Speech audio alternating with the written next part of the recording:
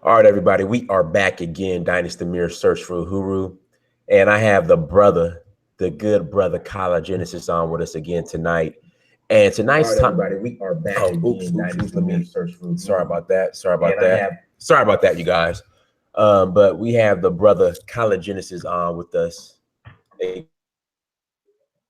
tonight for our nation. Kyla, I'm just gonna let you jump right into it.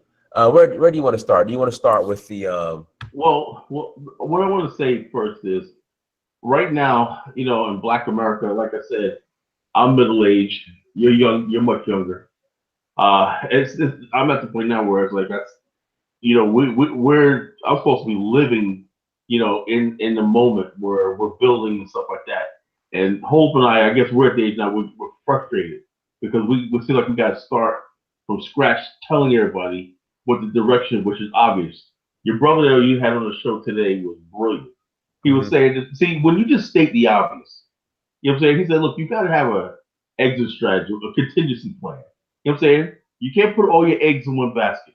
You know what I'm saying? America can't be the only thing. Get yourself a passport, travel, do all these things like that. Look overseas to invest. Everybody else is doing it. And you talked about Chinese taking over the West Coast and everything. I told you a couple of months ago when I went to New York, right? I told you about the hotel in upstate New York, right? The one I said it was so nice. You know what I'm saying? Chinese own it. Yeah, well, they own the what's it, the Grand? What's that hotel in New York, man, in Manhattan? The Grand. Yeah, and I'm talking about upstate New York in the mountains, the sticks. Okay. You know what I'm saying? Monticello, New York. I went up there. The one casino's still there, right? Hotel casino's still there. We went to the new one, the Chinese one, like a mile down in the woods and everything in the cut. We get there and you see this hotel that's completely black. It's like must have been, I don't know, 20, 30, 40 stories, black glass with red trim on the outside and everything. And then they got the hotel and everything on the front thing. And all that you saw was so many Chinese there. And I was like, wow. I'm like, I didn't dawn on me. I said, well, you don't get nervous when you see this many white people. So I used to see white people. I saw so many Chinese people in one freaking place. I was like, whoa, oh my God. You know what I'm saying? Mm-hmm. And so this is a global thing going on here. As the people are moving around the world, getting it where they can fit in, grabbing up land, taking up business opportunities, linking who they can link up with, and building for the future. They're not apologizing. They're not asking. They're not sitting there saying, that's another thing about us black people. All we want to do is make some noise and get on TV and ask white people what they think about what we're doing. You know what I'm saying? Let's have a conversation about race. Let's do all kinds of stuff. Everybody else just taking the ball to their hand. They see opportunity until somebody says no by force, then they back off when they still push forward. We have to, what does it take for us to realize that there's nothing going to happen inside the borders of America? We have to be a global people. The reason why we're suffering right now is because the very soul of Black America is rotted and corrupted. You know what I'm saying? Right. And we discussed this last time, one of the times of the show, because the white people have a really vested interest in our entertainers, our role models, and who represents our image. We don't have control over our image. You know what I'm saying? Correct. We have control over our thought process. We don't have any control over.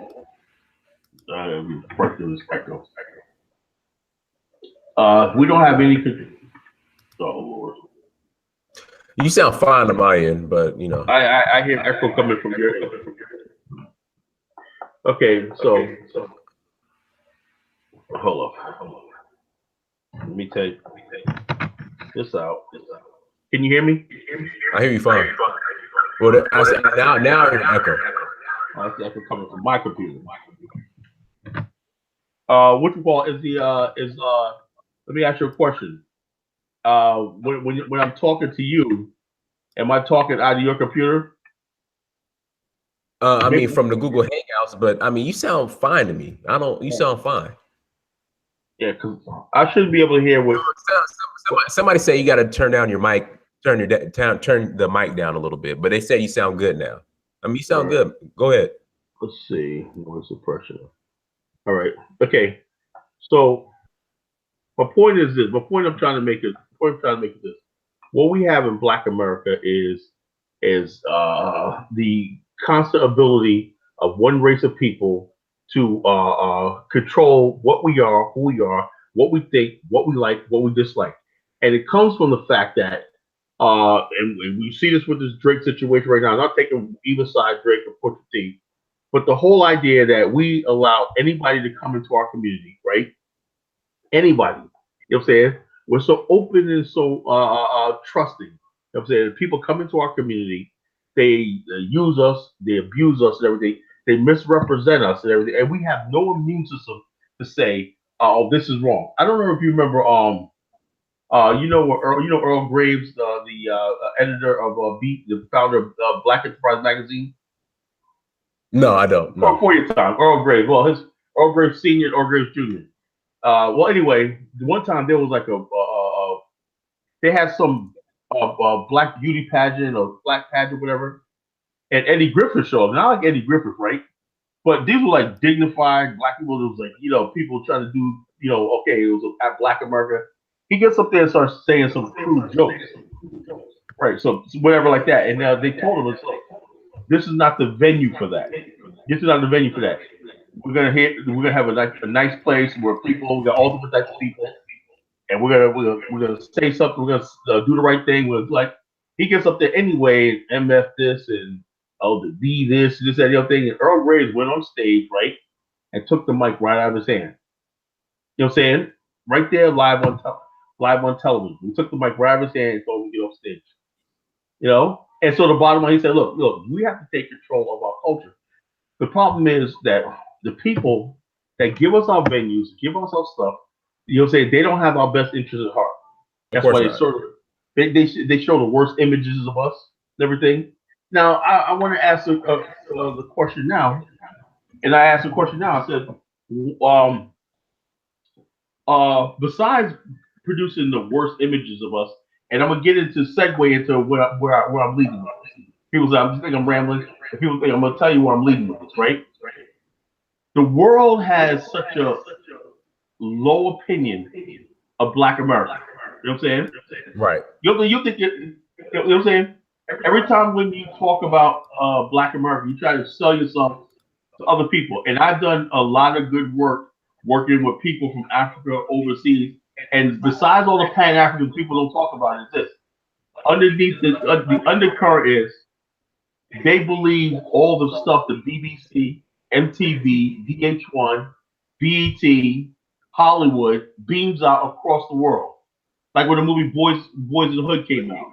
We make it for entertainment, right? But at the same time, Kala, a lot of people, I mean, it's supposed to be entertainment, but a lot of us are taking that seriously. Like literally. Right. Nothing is just entertainment. Nothing is just entertainment. When somebody makes a rap video and everything, and he's got guns, I'm gonna show you how my hood is and everything. Yeah. And all stuff like that.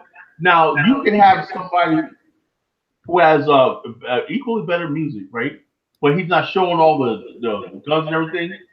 Somehow, who decides who gets the green light to get his video and his stuff promoted, right? Right. Perfect example was Biggie Smalls, Notorious Big, and Craig Mack. You know what I'm saying? Yeah, they chose Biggie Smalls. And Craig Mack built Bad Boy pretty much. He built Bad Boy. When everybody will tell you, Craig Mack put Bad Boy under. He had a certain style. My boy that I grew up with knew Craig Mack. You know what I'm saying? He got into some trouble. He took advantage of that because he had something on his record, whatever like that. But the bottom line is Craig Mack, it was a hip hop, New York hip hop, that it was bad, it was cool, it was the culture and everything like that. And he didn't have to talk about violence and everything. The powers that be got to beat the Puff Daddy and said, look, we can blow Biggie Smalls up like Scoop because he's a Brooklyn version of LA. And gangster culture wasn't even the dominant culture in New York hip hop. You know what I'm saying? Right. Mm-hmm. So you guys had X-Clan and KRS-One. You see where I'm going with this? Right. Go ahead. You know what I'm saying? Forces that don't give a damn about it. And now these same people, right? Diddy and all these people pushing 50 now. Now they want to sound like Dr. Huxtable giving out advice.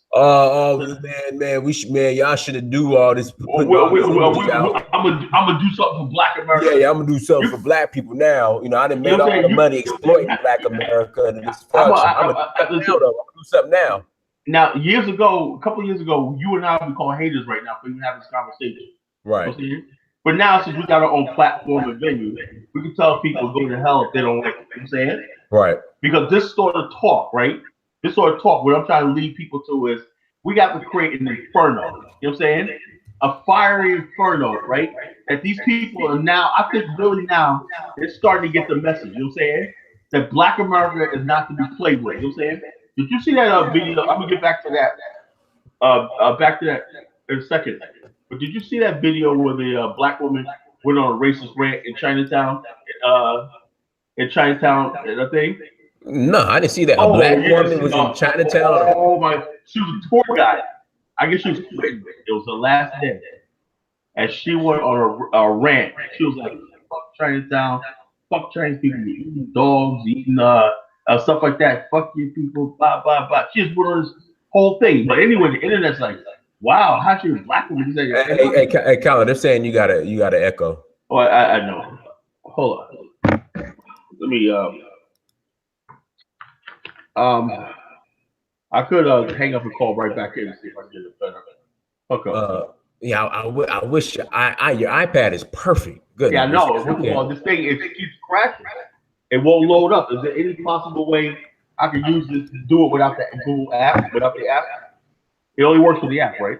Yeah, it only works with the app. Whatever on both my iPad and my iPhone, the app is crashing. Somebody said they think your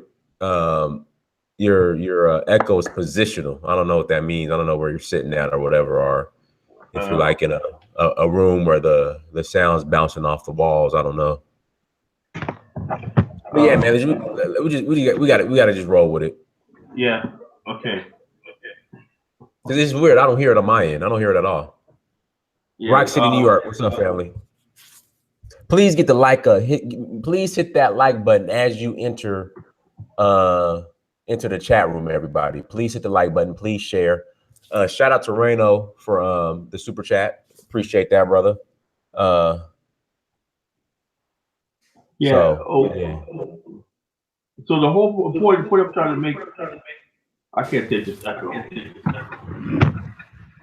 Let me do this. Let me mute myself. Hold on. Let me mute myself when you talk. Hold on 1 second.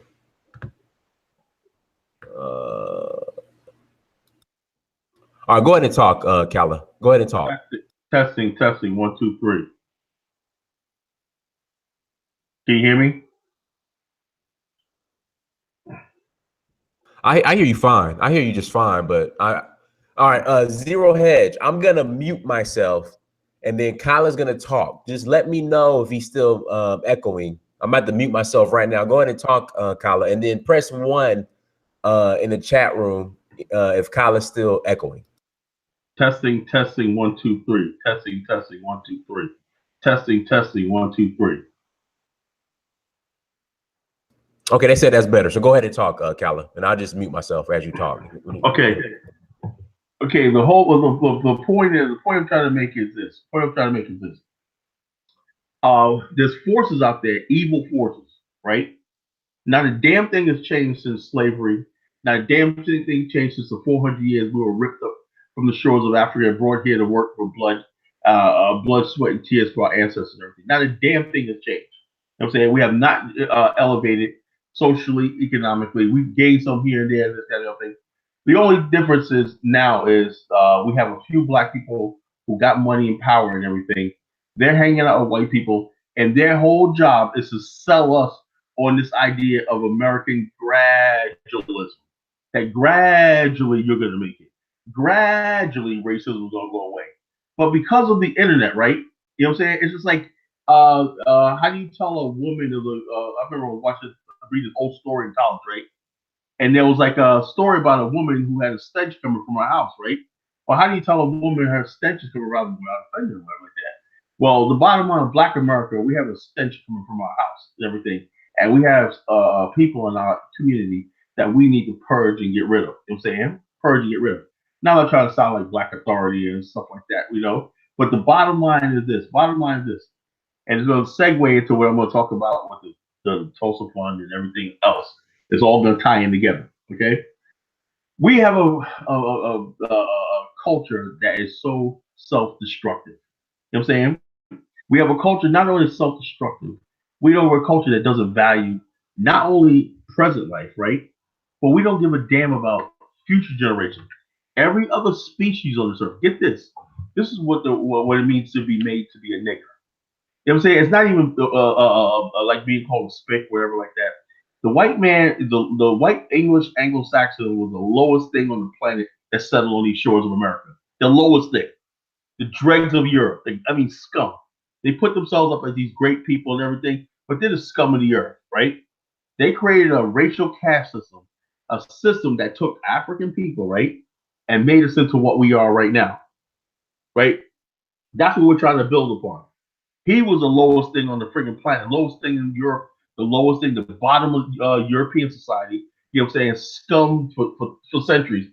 He comes to America. This is his chance to finally project power over somebody, and it was us. We had to be unfortunate thing of being like Malcolm X said, fell into these people's hands, right? So he made us into his nigger.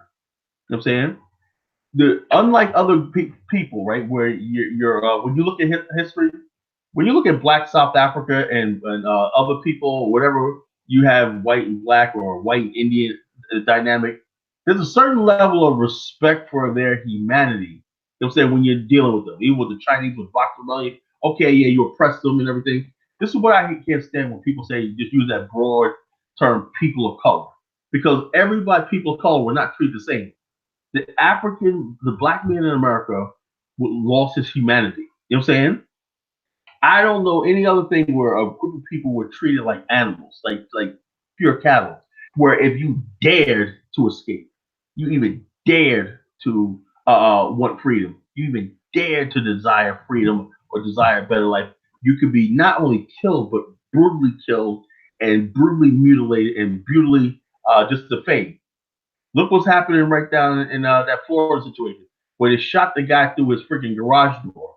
You know what I'm saying? Shot the guy through his garage door, and then insult to injury, right? In his own house and everything. Didn't do anything wrong, right? Just for playing music loud. And then they award his family $4. And then not only that, then say, well, since we ruled it was on four, gave his family who lost their father, breadwinner, 4 cents. And then after that, took away those 4 cents. Alton Sterling, I can go down the list.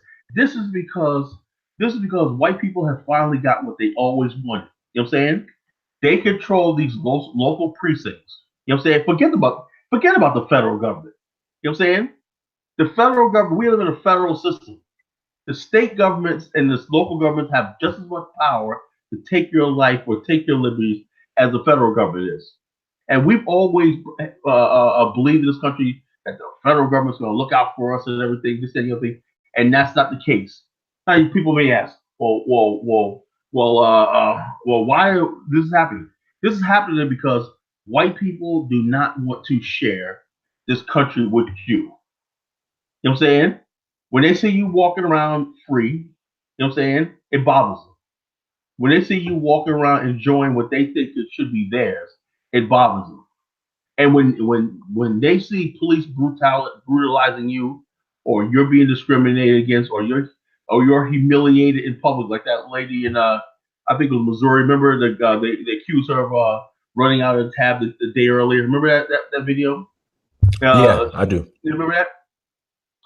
Well, and the Yes. cops like, well, just joking. And she's like, I'm being humiliated in public, and you're just making a joke out of this.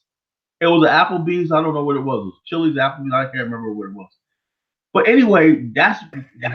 It was Applebee's. It was Applebee's. Figures. So my point is this: when you have situations like this, right, where white people are like, well, things are back to normal. You know what I'm saying? Black people being humiliated. Oh, I'll appear on a TV show. Oh, I'll buy my little Black Lives Matter shirt. I'll get out there and scream Black Lives Matter with them, and I'll do all stuff like that. But the main thing is I know that simply because I was born white skinned, this will never happen to me. Now let's talk about this for a second, right? Everybody is jockeying for position under what? White supremacy, right? Same thing with white people too. They're like, okay, I may not be, I'm not racist and everything, but if I have to go through life, go through this American experience, I'm glad I got this white skin on me. You know what I'm saying? You know? And everybody's getting comfortable under the system of white supremacy. Very light skinned black people. You know what I'm saying? They're like, well, let's fight racism and everything, but well, white people kind of like me. You know what I'm saying? They always tell me things that I wish all black people look like you, and mixed kids look prettier, and all stuff like that. Everybody's jockeying for position under white supremacy. Chinese people come over here. You know what I'm saying? They're not black. Everybody has something to offer. Africans come over here, or at least they're not slave descendants. Oh, well, look, we're coming over here with doctors. Everybody wants to jockey. Nobody wants to challenge the system of white supremacy. Everybody wants their little place in white supremacy. And it's getting to the point where Black America is getting to the same thing. Everybody's jockeying for the position under white supremacy. Al Sharpton says this marriage between Mary Merkel, whatever her name is, and Prince Harry is white supremacy. The white male heterosexual supremacy is on his deathbed. So in other words, basically, the more we gradually integrate with each other, the more we gradually mix with white people, the more we do all these things, our lot will be better. But it doesn't tell you the fact that still the infrastructure, the system of America, and all the power structure in America is still in the hands of white people. So how do we get out of the situation? How do we get out of this situation? We have to basically have two things. We have to have a way, an outlet. You know what I'm saying? Black America needs an outlet. You know what I'm saying? Or we're going to self-destruct in America, or we're going to destroy this country. One of the two things is going to happen. You know what I'm saying? That's what I really do believe. Yeah, we're going to rise up one night. But it's not going to rise up. We're just going to implode. And we're going to take this country down with us. That's what's coming next. You know what I'm saying? Black America is going to implode. It's just going to.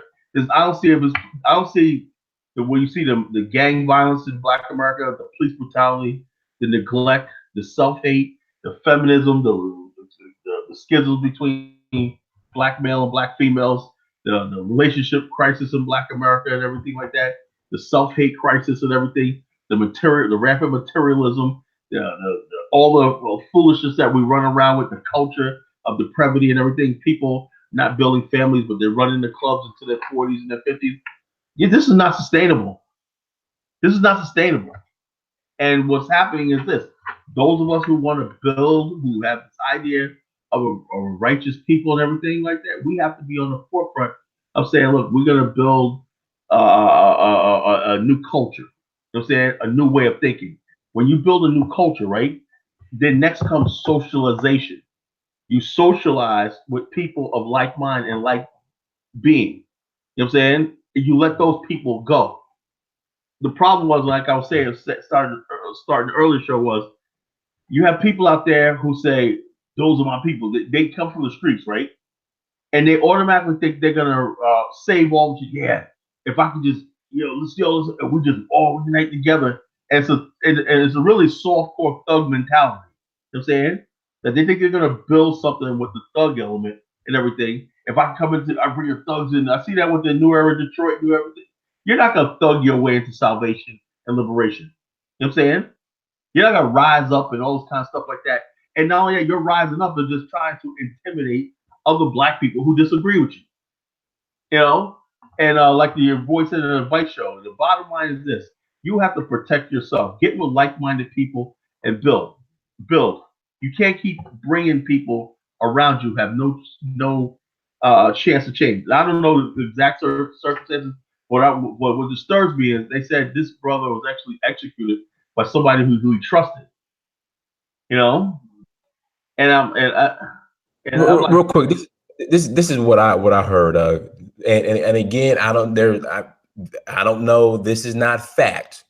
These are rumors. I really shouldn't be saying anything. But from what I understand and from what I heard, okay, I don't know how credible this information is, but the guy was kind of messing around with some of the girls of the gangsters in the neighborhood, and it ended up in, you know, the Oh, gangsters weren't happy.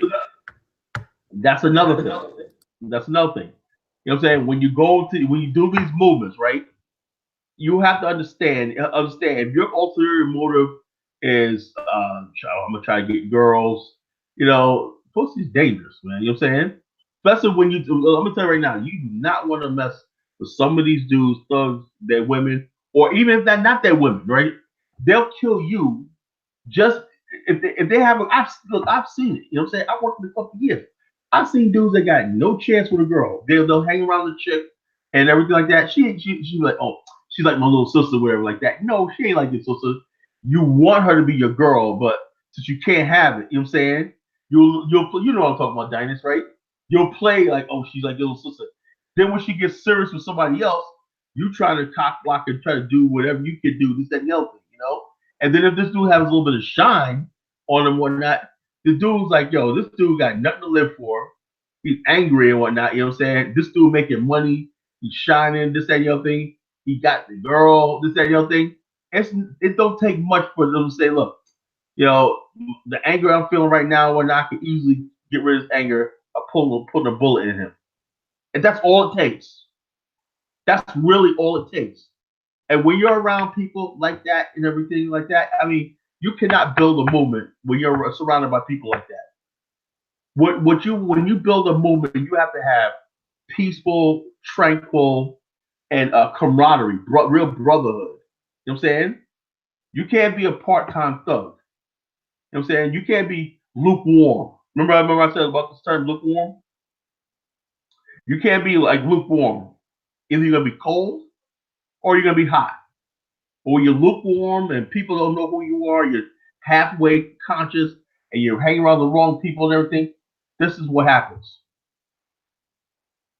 But it was just a real sad situation. And also about the thing with Tariq Nasheed, you know? And just, you know, Yeah, so that was crazy. But Kyla, what's crazy is they didn't even need a warrant to go into his house. yeah, they so no somebody, in other words, somebody said that there was a SWAT situation. And matter of fact, there was a situation that happened like this a year or two ago, but it was some white boys. They were playing video games, right? The dude got mad, he lost the video game. It was like a war game they were playing. And the dude sent and the dude was in another country, and he sent said there was a guy had a gun, threatened with a gun, and SWAT came in and busted all these kids with playing video games and everything. And so all these situations, somebody calls the police on you and says that guy looks menacing and threatening. You know, he's carrying a knife and a gun. The police get that, right? They're on the scene. They're going to be judge, jury, execution at the scene. Shoot first, think later. That's what we're living in right now. You know what I'm saying? We're living, particularly if you're a black man. You know, we're living in a situation like this, and this culture is not sustainable. Now, the question I want to ask the audience is this: do we basically say the only solution is we need a nation of our own, right? Psychologically, right? So everybody can say, well, when I've had enough, I can get out of here. Right now, don't tell me about some right to a vote in all these countries like here. There is absolutely no geopolitical force or geopolitical policy giving African Americans an exodus out of America. America has done his homework and making sure that every country in the world, including Africa, hate us and won't want to do business with us. You know what I'm saying? It's only because people like myself, Mr. Rosenthal, and everything have done the legwork around Africa and through the internet and stuff like that, and people traveling and my connections obviously that Africans in high places see it a little differently. You know what I'm saying? But for the most part, right, there's no real policy. There's no real policy given African Americans. So in other words, let me ask the question: do we just roll over and just accept our fate in America? Just say this is what it is, right? Go back to just partying and dancing, partying and bullshit. Diddy, I just want to make you dance. You know what I'm saying? I don't care about nothing. I just want to make you dance. Do we go back to that? You know what I'm saying? Do we go back to Def Comedy Jams? You know what I'm saying? where we just laugh and just coon and minstrel and everything, and just be the butt of the joke of America, and just accept our fate as niggas in America? Do we do that, or we do we what's or do you look at the BAIO and take it seriously and say, I think we should give on the next generation a future? Every other and when you're done, I think you should go ahead and roll into the Tulsa real estate fund, because I mean that you're kind of okay. Okay, check this out. So in other words, this I'll say it earlier. Every species on this earth, the white man has even took us out of the animal kingdom. If you go up to a rabbit, right, on the thing, you say, "Hey, Mr. Rabbit," right? He'll take your food, right? But the moment you try to grab him, what's he gonna do? He's gonna run. Why? Because it's a natural instinct not to trust you, right? The house I used to live at before, I lived on a lake, right? I had this squirrel in my backyard, right? The cutest squirrel. I used to call him Earl Squirrel, right? And I had a bird bath back there, right? And I put water in there, and I see them back there drinking sometime, right? And then I had a table back there, and I put an apple down there, right? And I act like I was like leaving it, right? So he's like looking at me in the tree and thinking I'm stupid, like I'm gonna leave the apple. He don't know I left it there for him, right? And so I go. So I come back like an hour later. The apple's half eaten. He's eating it, right?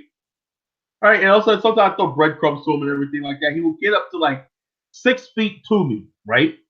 And I was like, say to myself, man, I've seen this squirrel since he was like a baby and everything like that. He comes on my door and everything like that. He scratches my door, lets me know he's in there. But the moment I try to make contact with him, there's an instinct in him that tells him there's a space that you can't go beyond. You know what I'm saying? You take a tree, right? And plant another tree under its roots and everything. That other tree will never grow. Why? Because the tree that's already established has all the nutrients and everything like that surrounding it, and it blocks off all the sunlight, so that other tree will die. But take that same tree, right, and give him its own space, right, by which he can plant his own roots, right. It can absorb the soil and absorb the sun, and that tree can grow just as tall as the other tree. You see where I'm going with this? You know what I'm saying?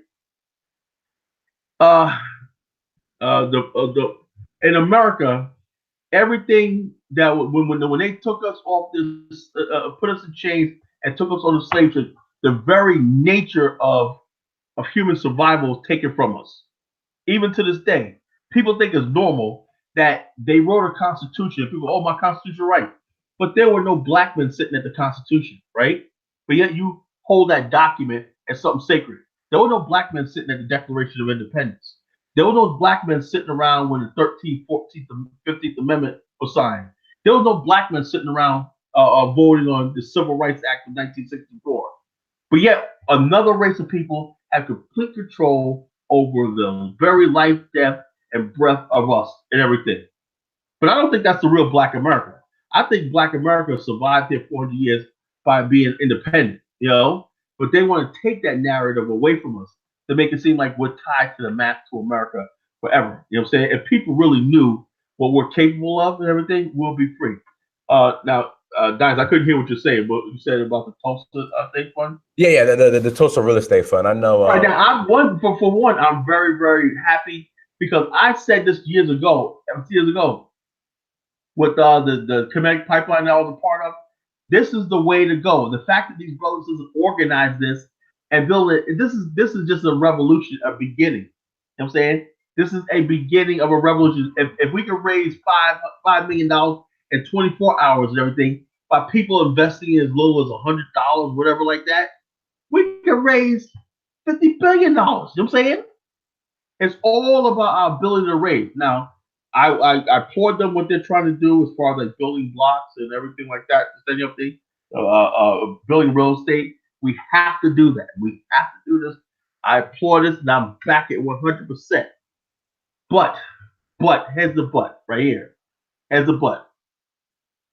Somewhere sitting in the background are Jews, whites, and the federal government. You know what I'm saying? They're sitting in the background waiting, right? Waiting. Our people, what's happened is when our people's expectations are raised too high, right?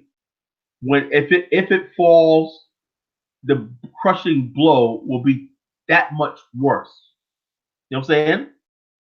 Now my point I'm trying to make is this: we want to buy up the block. They want to buy up the block, Detroit. Okay, let's think about this, right? These communities don't have any jobs, right? I don't really believe people owning housing was ever a problem in Black America. It's the income, you know what I'm saying, and the families, you know what I'm saying, and the good jobs and everything, sustainable jobs, and they're high-paying jobs. That's what's always been the problem. You know what I'm saying? So we got one part of the problem. We're gonna buy real estate, create an investment trust. That's beautiful. You know what I'm saying? But now you need people to think. Will they end up like Claude Anderson, right? And with the Powernomics, he ended up having that dual business with Arabs and Latinos. You know what I'm saying? Because black people didn't have the means to support his Powernomics program in Detroit. Will this end up like okay, well, we're doing buildings and everything like that, but they have to build co-ops with seniors and whites and everybody else because there's not enough black families to do it. Housing requires a commitment to building communities and families. That's priority. You know what I'm saying? When you talk about building housing community, you talk about building families. If you have these sisters out here talking about I don't need a man and I'm gonna be a single mom and everything like that, you know, that's a problem. We have to get a socialization problem first before we start talking about real estate. However, it's a good idea. Let's concentrate on commercial real estate, properties and stuff like that, businesses and everything. Then again, where are the black businesses coming from? You know what I'm saying? We don't really have black businesses like that, you know? We don't have the infrastructure set up in America. Now, I still say go on with it and everything. And then I would say, okay, let's take your idea. The idea is beautiful. Let's take that to an African country, raise 1,000 times that. Let's say $5 billion for a host African country to build infrastructure, to build railways, highways, and all these infrastructure things that we might need. You know what I'm saying? And then you're going to get a return on your investment because that state is going to generate revenue and commerce and trade and goods and services that you produce and consume. You know what I'm saying? But I don't think, you know, like I said, I will say that, but I don't think a lot of them would agree with that because they're like, oh, that's too far fetched, it's too late. It's actually probably easier than trying to go to a lot of these communities and rebuilding in America. So it goes back to whether you want to build here or do you want to build overseas? You know what I'm saying? And like I said, like I said, that's my only issue with that. You know what I'm saying? I don't think long term, you know what I'm saying, because unless the economic situation turns around in Black America, we produce black manufacturers, black people employing black people, and the black ownership part is great. You know what I'm saying? But long term, I don't think it's going to affect the community because we simply just don't. We have like 2 generations of black people that didn't do industrial work. We didn't. We don't have those working class industrial communities that we had a couple of generations ago. And all that, you have a lot of black people simply don't want to be in those sort of black communities anymore. I see that too. People like as soon as they get money, they're like, I'm out of here. You know what I'm saying? I'm moving over off this. I'm buying that beachfront property over here. You know what I'm saying? You know what I'm saying? I'll rent my house out to cousin Ray Ray, and his wife Lucretia. You know what I'm saying? I'm moving out here. I'm gonna get into real estate. So I don't think you have the stable communities that we had. What's your opinion on that? Am I rambling or just? No, I was actually considering contributing towards it. I'm going to. Okay. Yeah, I was actually. But I'm going to. I'm going to because I want to see it work. I want to see it. I want because it's a first of its kind. Mm-hmm. You know what I'm saying? I want to know why is it that somebody like Claude Anderson, supposed to be finance, didn't think about something like this. You know what I'm saying? This idea right here. Well, I mean, okay. So let me ask you this: what's the difference between what Jay Morrison is doing? I know it's a difference, but what do you think the difference is between what Jay Morrison is doing with the Tulsa Real Estate Fund and with like Louis Farrakhan suggested as far as everybody pitching in the dollar. See, whole thing is this whole thing, and I'm not trying to be funny. I'm not trying to be funny. With all due respect to Minister Farrakhan, you know what I'm saying? And I'm not trying to be funny here. Now, since the first time I really got a nation was 1988, 1989, 30 years ago. Dang, And there was a 3-year economic program, right? I contributed to that, right? I sent my money in, faithfully, to the 3-year economic plan, I bought final calls, I bought incense, I bought oil, I bought all these things, and also the pictures. That's why I didn't know the science of imagery. I would see pictures of Fruit of Islam men holding bean pies, and so I said, "Wow, we got economic. Wow, free economic plans." Then the '90s roll around, right? Well, it's been 7 years, right? So I'm thinking things are really going good. Now, at the time, they purchased some trucks right there. They had your market thing, in California. With one guy ended up going to jail. The Muslim guy going to jail. I don't know, some real fight, whatever like that. It got to some real serious shit, out there.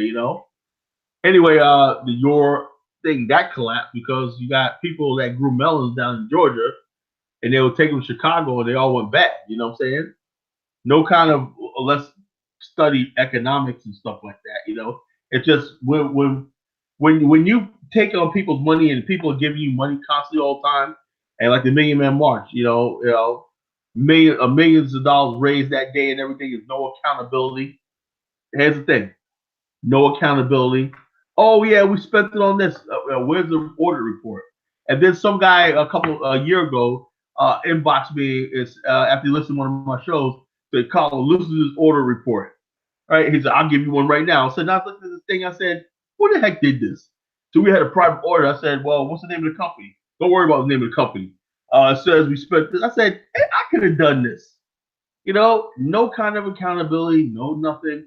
How much was raised, where the money go to, what are you spending the money on, stuff like that. When you have Minister Dawood on your show, right, you're gonna understand exactly what I'm talking about. Okay, when you're taking somebody's money and you have a culture in Nation of Islam where you don't really respect people's money, you don't respect people's time. And Mr. Dawood's gonna break this down to you really quick. You don't respect people's time, money, and everything, this, that, the other thing. You're not gonna be responsible for doing something like this. Now, when you start a fund like this Tulsa fund, you got the SEC looking at you. You know what I'm saying? You got certain regular. When you start a bank, there's all kinds of mechanisms. Like people say, "Can you trust putting your money in a black bank?" Yes, you can. Because the banks have certain regulatory that they guidelines they got to stand. It's like when I sell insurance and I write insurance plans for people, right? There's certain guidelines, the things I got to have as a fiduciary, as a thing that has to fall on me if I make a mistake. You know what I'm saying? That I'm liable for if I don't disclose everything and all these things like this. When you start talking about money and stuff like this, this is something that's never really happened in our community. Usually we have gurus and everything. Send me money, let's have this fun and everything. It sounds good, but what you need is with this Tulsa thing. These are real business people. You know what I'm saying?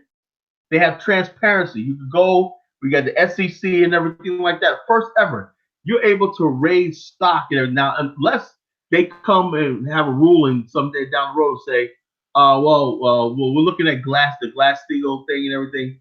You guys using real estate to raise capital, but just for real estate and stuff like that. Well, we're gonna stop that. They can do whatever they want to do.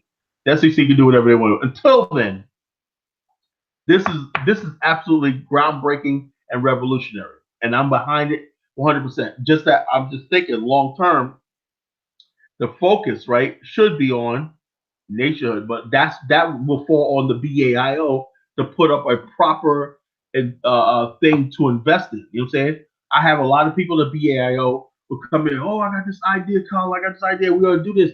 Well, if you're in the BAIO, you're in my thing. You inbox me all the time, telling me we could do this. Well, put the plans together. If you have Microsoft, you have all these things and everything like that. Put your plan together. Put it together on paper. Put your chart. Put your stuff like that, and let us look at it. You know what I'm saying? We'll do a feasibility study. We'll do analytics. We'll do benchmarks and all this stuff like that. Then You can step to somebody like the Tulsa thing and say, okay, you can step to a foreign government and say, you know something, this is what we want to do. We have the ability to raise $100 million. I'm saying, what? Don't you think you'll get any African government's attention? You know, with $100 million, as your bro was saying, Atlanta is cheaper on the continent. And you could probably get a coastline for that. You know what I'm saying? And then you ask yourself this question. I'm saying, if we're going to do that, the bottom line is the nationalists and all the people who want to steer towards Africa, we got to get our act together. You know what I'm saying?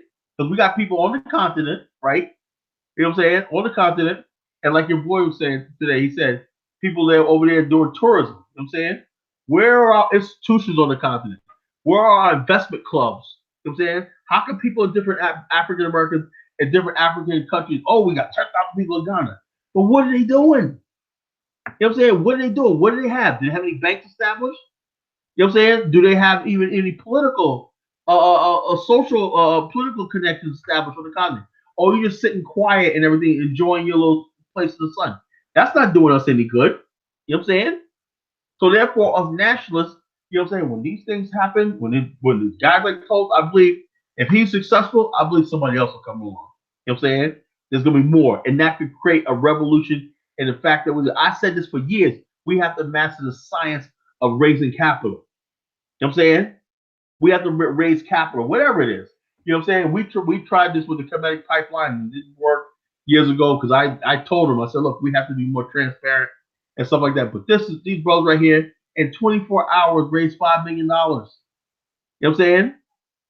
The bottom line is, yes, that's the future right there. Now, what we do with the money and how we invest in everything, that's another thing. You know, I have to question that, you know. But as far as like raising capital, and the fact of the matter is that you have my brother Terrence Rod out in Memphis, somebody we need to have on the show right here, you know. The brother out in Memphis that does all the Bitcoin and stuff like that and investing and stuff like that. We basically, because of the BAIO and many other organizations, we basically, the one thing we stopped was this demonization of people who are successful, demonization of people who are so-called capitalists. You're a capitalist. You're a capitalist. You're a capitalist. Capitalist. Capitalist. Okay. If you're going to build something, don't you have to raise capital to build it? Yeah, but you're a capitalist. You're a capitalist. So, in other words, basically, I know you sit there and you read your books from the 1960s about the dirty capitalist pigs and whatnot, and the thing. But Negro, you are on Facebook because of the capitalist. You don't even know what the hell you're talking about. What is capital? You ask them, what is capital? I don't know, man, but it's a bunch of people sitting around with a lot of money and whatnot. Ignorant Negro. Making money. Capitalism is making money. That's making money. Can't make. But the same dude be sitting there with a GoFundMe selling bean pies, selling beads, selling jewelry and everything like that and whatnot. You know what I'm saying? Stay on the street corner. Say, you can't pass them by without them talking about Jesus and trying to sell you one of their CDs and whatnot. But everybody else is a capitalist, you know. No capitalism, but buy my book. I am God. Buy my book. Buy my book. Buy my CD. But I'm a capitalist. No capitalism. But buy my book. The Black Woman is God, Part 3. Buy that. Yeah, you know what I'm saying? Hotep, brother. You know, like I said, the bottom line is this is a battle for the soul. It's a war for the soul of Black America, and I'm fed up with these niggas. You know what I'm saying? I really am. I'm ready to go to war with all of them. I'm ready to take them on like a St. Valentine's Day massacre. You know what I'm saying? Colin wants to bring them all down. You know what I'm saying? Because the bottom line, we'll never be free as long as people keep taking these deadly samples, these killer clowns seriously. You know what I'm saying? People, most of the people you listen to on the friggin' internet are friggin' clowns. Let me repeat it again. Most people you listen to on the internet with your friggin' foolishness are a bunch of friggin' clowns. You know what I'm saying? The only thing they don't have is a makeup on and whatnot and doing their friggin' jig dance. That's the truth, and that's the and so, well, who exactly talking about? Well, you figure it out. You know what I'm saying? A bunch of freaking Sambos who just found comfort in Black consciousness. You know what I'm saying? I'm getting rid of the freaking Sambos. You know what I'm saying? Well, we stand for land internet. We stand for people who are doing things constructive. If you're building something constructive and tangible, I am for you. You know, the Tulsa thing, Okay, we just things we will in the future. Okay, we'll talk about some things. This same thing, but as far as like being able to raise capital like that and something tangible, and you're gonna invest and give people opportunity, I on record am 100% for you. Now the time's gonna come for this support. One day, one day, Tulsa Fund is going to be able to raise $5 billion. Now you're talking about competing with the Chinese. You think about that, Dynas. Why do the Africans, the Chinese, do what they want in Africa? Because the Chinese come with money. Black America, don't anybody tell you, Black America has a lot of money. You know what I'm saying? We could pull $100 billion a year out of Black America with ease if we wanted to. But we have to put it in our mind that raising capital and everybody has their own investment fund and everything like that. The Robinhood, get yourself a Robinhood app and whatnot, buy cryptocurrency. But I was like, if everybody did that right here, I don't care if you're a dusty Negro. You know what I'm saying? Have yourself a little portfolio here and there. Hey, look, bro, I'm gonna tell you right now, if you're a dusty Negro, hey, Colin's not some hard ass.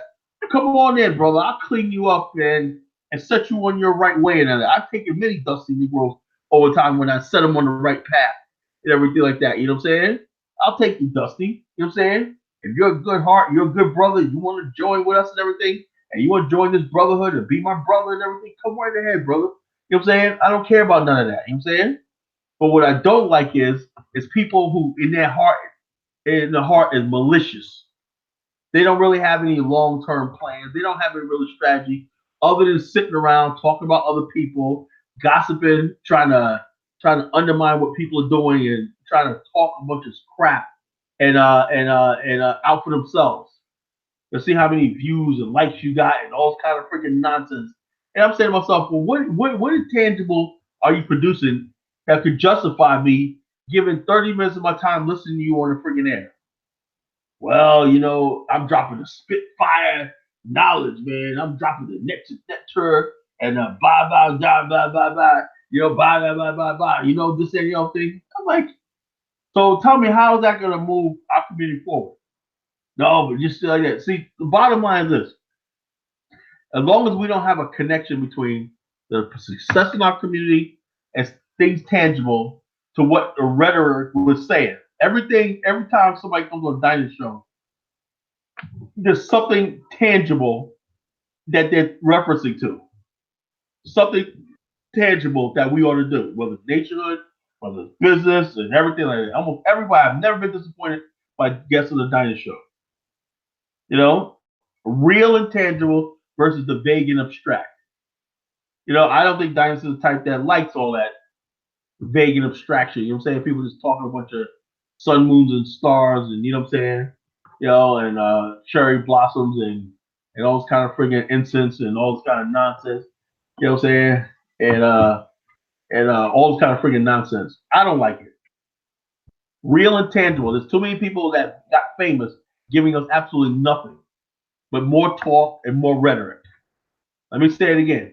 There's too many people that basically got famous producing absolutely nothing, right? And then what gets me is this. When people say, well, gee, such and such said this. Do you follow such a... Remember somebody was in the chat room last show, right? And said, did you read this book? And one thing I hate is when people get in there and they try to like, did you read the book? I said, no, I haven't read that book. Hey, Kala, they're doing it now. They're like, hey, can Kala cite sources? They're like they're asking right now.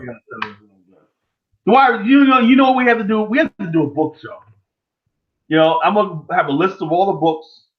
There's stuff like that I'm talking about, right? It's a shame that we have to do that, because usually people that if you're educated, you know where I got a lot of my stuff I'm talking about. You know where I'm coming from. Got me upset. Now I'm coughing. So that's. Can when you get done, got a question for you from the chat. Yeah, go ahead. Give me the question now.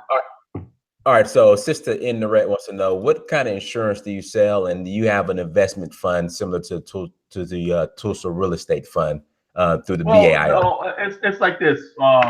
It's like that. This is what I am. Let me tell you what I am. I sell health insurance. I sell annuities. That's an investment product. tied to insurance, retirement, and I sell life insurance, health insurance, life insurance, investments, and annuities. That's what I do for a living. You know what I'm saying? That's what, and I have an ambulance a medical company that transport seniors to and from. That's what I do for a living. That's my bread and butter. And I'm building an insurance agency. I'm trying to build a nationwide insurance agency.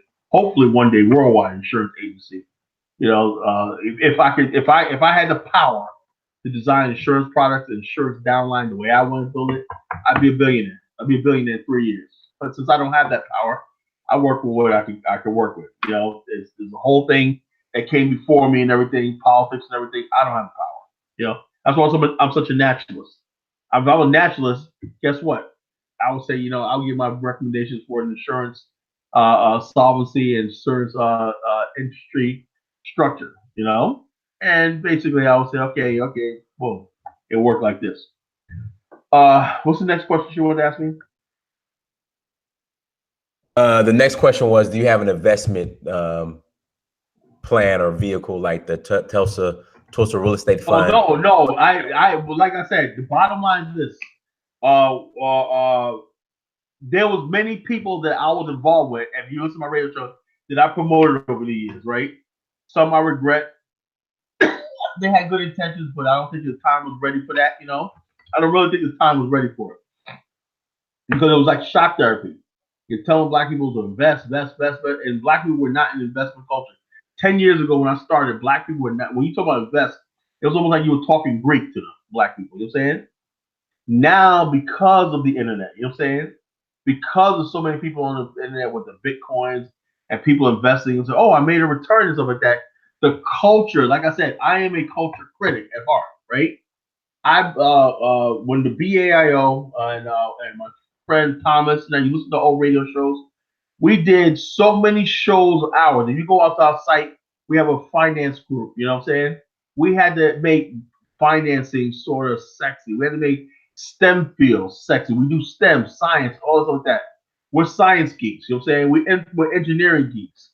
We talk about how cities are built, city planning, you know what I'm saying, government planning, finance, raising capital, all these things we talk about in the BAI. We're not just somebody just talking, right?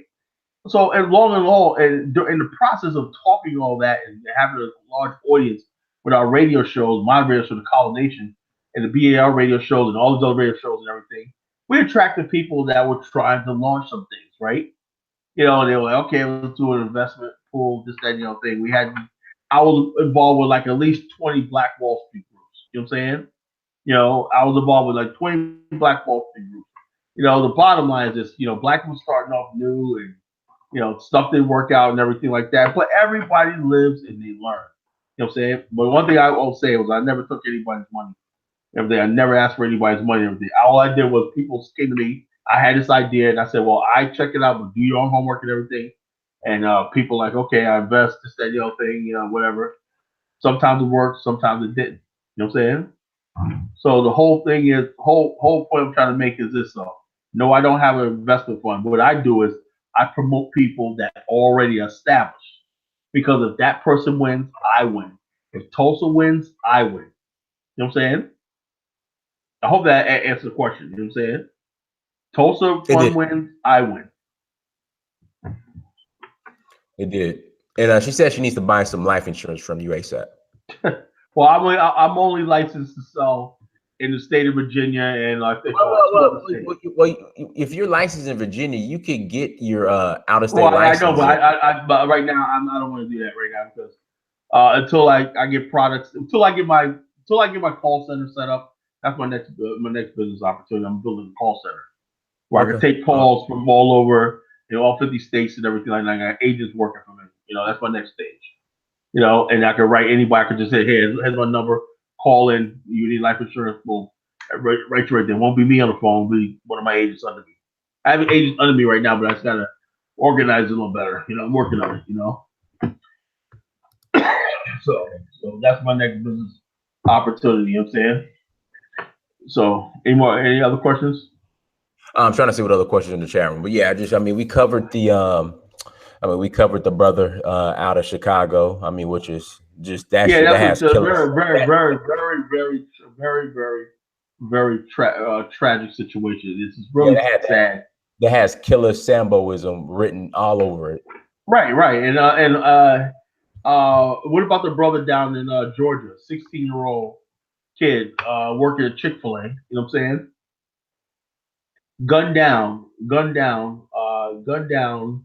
right before his graduation. You know what I'm saying? After his graduation, on his way to college, had $50,000 worth of college scholarship, and he's gunned down. You know what it is too? Let me tell you a little story. A couple of years ago, right? It was like back in 2010, right? I worked part time and I was working part time in this restaurant. You know, it was in my off season insurance, right? So I just took a part time in this restaurant, right? Just worked like 3 days a week, right? Anyway, I was working there with this young black kid, and he was a tall kid, good looking kid. So he must have been like 6'4", like you can play basketball, right? Anyway, 20 years old, right? 20 years old, but and I tried to talk to him, right? And I think I changed him, right? I used to tell him about, I told him about who Aliko Dangote was, right? I said, Aliko Dangote. No, I never heard. I said, he's a Nigerian billionaire. He goes, get out of here. Nigerians got money like that? Oh, no. Anyway, after talking to him for like the 2 months that I worked there, right? I worked there for 2 months. He started to change a little bit, right? He was a good kid, like gave him a good home, but he was hanging around with the wrong crowd. You know what I'm saying? The wrong crowd. And anyway, he was like, one day he just had this awakening. And he told his one boy, he told me, oh, this is what he told me. He said, I'm part of it's another thing you gotta look out for with these young guys.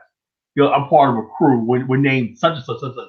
We have like 3,000 members nationwide. I said, what is that? Well, it's just an association. I know what it is. It's a gang. You know what I'm saying? And now, and I'm gonna get back to what your boy in Chicago.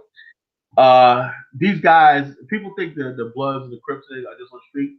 No, they use the social media, use the email, Instagram, and they're organizing like that. Just like you and I feel about what we do, they feel about what they do. You know what I'm saying?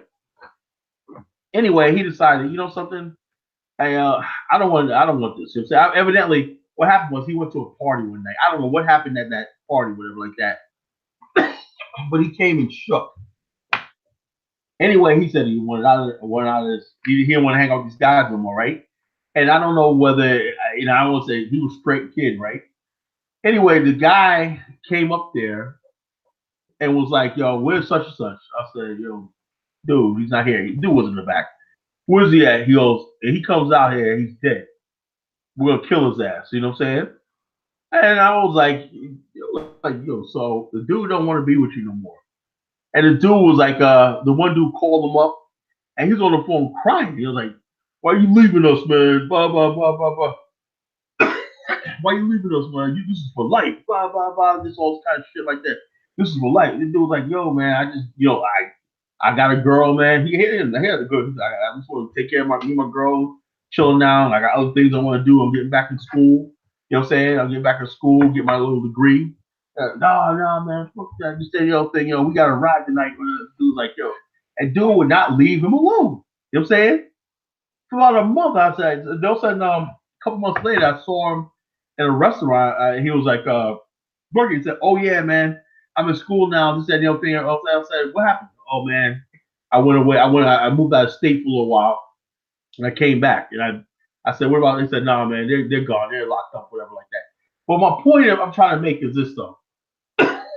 Just the same way you feel about this, we feel about this, they feel about that. And it's a war. You know what I'm saying? It's a war. They got the record industry behind them. They got white America behind them because white America thinks it's cute. You know what I'm saying? Oh, your boy, what's the boy down in Texas that's facing the death penalty? What's his name again? Facing the from shooting up the school. No. The black kid, the rapper. Oh, the rapper. Oh, let me look it up. I know you're talking about. Let me look it up. Yeah. Tay something, whatever. Whatever. Tay, rapper in Texas. Yeah. Anyway, get this. KK. Guess who the ringleader was in that whole thing? Who? A white girl. Are you serious? I am not telling you no lies. It was a white girl. And a lot of times, a lot of these gangs, these Bloods and Crip gangs, are done with white girls. You know what I'm saying? A lot of these Bloods and Crip members, people tell you that part, is the girls that they ride or die with be these white chicks and baby mamas and whatnot. And them chicks are more, they become true believers. If you ever been around coal burn, they call them coal burners, right? The most dangerous, any cop will tell you the most dangerous thing on the street is a coal burner. You know, those are the white chicks that run with black thugs. They call coal burners. And so this culture of the depraved in our community, right, being influenced, right, because it's honestly, to tell you the truth, the only reason why you have Bloods and Crips and everything is because so many white people egg it on and encourage it. You know, it's slavery all over again. The fan base. Okay, I'm sitting there reading this. They're saying that the white girl might get off for snitching. Oh yeah, yeah. You know what I'm saying? She was the one who arranged all of it. You see what I'm coming from? This is crazy. They said she, oh my goodness. They said she was the mastermind behind it. Yeah. You know what I'm saying? And this madness is not being confronted because everybody who has a voice act like they're scared to talk about it because no one ever talks about this stuff. You think T.I. is going to say something like that? Of course not. You think T.I. is going to get up and say, why is he getting the death penalty for this white girl out there? Why? Because the people who's feeding T.I. are his white fan base. When he did that country music duo with forgot the other guy's name. You know, he has a nice fan base with the white audience. You know what I'm saying? He had a show. You know, he had a show, a reality show. So well, I take it back. She was sentenced to. See, it was two girls. It's a black girl and this is a white girl. I'm trying to. One was sentenced to 20 years. I don't know which one. Yeah, I don't know, but yeah, this is crazy. Yeah, it's nuts. You know, it's nuts. So the bottom line is this: you have these kids out here. They're running together. You know what I'm saying? They're running together. They see white kids in the suburbs liking their music and everything. So to them, because you know why they think it's right? Because they see the adults acting like whatever white people like is all right. If white people say it's all right, it's all right. Yeah, the white girl got 20 years. She snitched and got her charges reduced and got 20 years. So go ahead. Yeah, so she got off easy. They're gonna fry him. You know what I'm saying? They're gonna fry him. You know, and so the whole thing. What point is this? You have a culture in Black America that doesn't know who it is. You know what I'm saying? It's a battle for the soul, and I do think we can win. If when we have like the Tulsa Fund, if Black people all over start saying, start identifying with positivity and strength, and we build around that, you know what I'm saying? Like I said, I disagree with Umar Johnson. That's my brother, though. You know what I'm saying? I disagree with Tariq Nasheed. That's my brother, though. You know what I'm saying? When it comes down to it. You know what I'm saying? If you're doing something positive and productive, I'll support you. You know what I'm saying? Because look who basically tried to take him out, the white supremacists. Right. The white supremacists are common enemies. You know what I'm saying? And we should never lose sight of that. You know what I'm saying? We have a common enemy. You know what I'm saying? For the most part, when I was on Blog Talk Radio, they pretty much left me alone. You know what I'm saying? Because I don't engage them at all. There's nothing I'm like this. There's nothing we need to talk about. You know what I'm saying? Well, Colin, there's nothing we need to talk about. Time for talk between me and you is over. Now, if somebody else wants to talk to you and everything, and they want to tell them something, go right ahead. You know what I'm saying? But you're not going to call my show, and you're not going to talk directly to me. Because there's nothing we need to talk about. You know what I'm saying? You know where I'm coming from. You know what I want to say your thing. I want either your head or my own land. You know what I'm saying? If I don't get my own land, I'm coming for your head. As simple as that. There's nothing else to talk about. Well, we could. No, there's no compromise. There's no anything. A couple other things I wanted to talk about on the show tonight. Okay, let's see. About you ever heard of the let's get on. Everyone said, "Oh, here we go. We'll start talking about Nigeria." You know, he's gonna get on Nigeria. Yeah, I got. Hold on, give me one second. I say this though. I hope either Nigeria or Senegal wins the World Cup. That would be amazing.